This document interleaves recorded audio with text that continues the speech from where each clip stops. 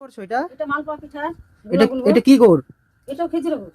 এটা খেজুরের গুড়? হ্যাঁ, এর মধ্যে যে গুড়টা দিয়েছি, গুড়টা গলবে, তারপরে এর মধ্যে লবণ দিব, তারপরে গুড় দিয়ে গুলে নেব মালপোয়ার জন্য।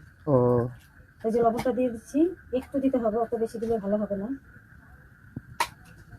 গুড়টা গলবে, তারপরে দিব চালের গুঁড়ো, আটা,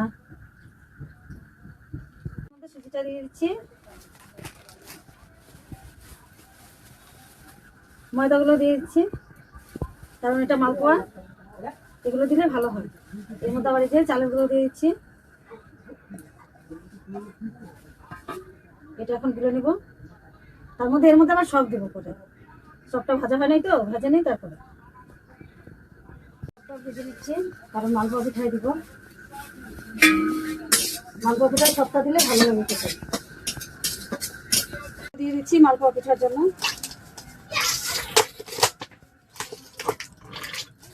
দিয়ে দিচ্ছি মালপোয়া পিঠার মধ্যে, সবটা দিলে খেতে ভালো লাগে, গন্ধ হবে।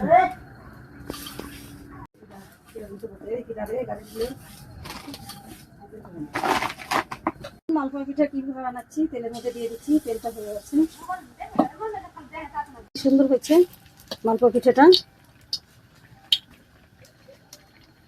পিঠাটা কত সুন্দর হয়েছে, ফুলে গেছে, গুড়ের পিঠা তো তার জন্য লাল হয়েছে। দেখুন এই যে মালপোয়া পিঠাটা কিভাবে বানালাম দেখলেন। যদি ভালো লাগে তো লাইক, কমেন্ট, শেয়ার করবেন, আর এইভাবে বানিয়ে খাবেন, খুব ভালো লাগে।